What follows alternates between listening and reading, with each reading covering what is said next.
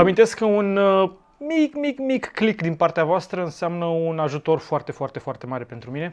Așadar, click pe butonul de subscribe, activați dacă doriți și clopoțelul.